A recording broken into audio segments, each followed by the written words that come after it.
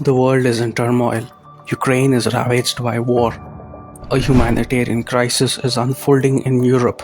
The US is seeing a record surge in inflation in 40 years. Afghanistan has fallen to the Taliban. There is political instability in Pakistan.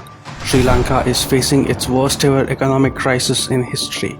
And China is once again going under a lockdown with rising COVID cases. Amidst all this chaos, India is functioning as a vibrant democracy with a robust economy and increasing influence on the world stage.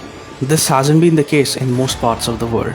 India's economy is also growing at an accelerated pace due to the emphasis given on Atmanirbhar Bharat. The International Monetary Fund has projected that India's economy will be growing at 9% in 2022-23. Apart from boosting in-house enterprises, different countries have been investing in India, leading to the creation of more assets and jobs. India recorded the highest ever annual FDI inflow of $81.97 billion in FY21. This has not been the case, at least in the immediate neighborhood of India. India's stature on the global stage has also risen, with the country navigating the realities of a complex, interconnected, and uncertain world. India's rising trajectory is evident from the recent visits made by foreign delegations. The country saw high-level visits from 11 countries in the span of just 15 days. The most surprising was the unscheduled visit made by Chinese Foreign Minister Wang Yi. While both countries discussed developments around the world, India made it clear that the relationship between the two countries cannot get back to business as usual unless China ensured peace and tranquility at the border. On 31st March 2022, the UK Secretary of State for Foreign, Commonwealth and Development Affairs, Elizabeth Truss, visited India, holding essential talks with the Indian External Affairs Minister S. Jaishankar. While the main objective of her visit was to make India toe the line of the West in the Russia-Ukraine conflict, India established its position by engaging Russian Foreign Minister Sergei Lavrov on the same day. The message India was sending seemed to be clear. This wasn't India's war, and the country wouldn't be pressured into taking sides in the conflict.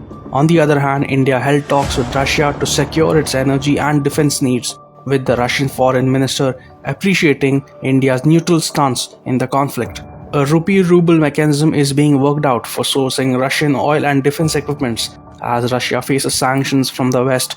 The same week, in a big boost to the Indian economy, India and Australia signed a landmark trade deal on April 2.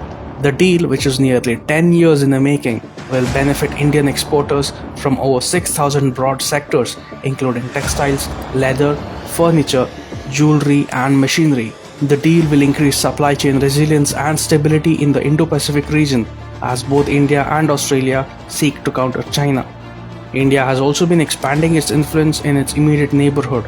Nepal's Prime Minister Sher Bahadur Deuba made India his first foreign destination after his election as Prime Minister last year.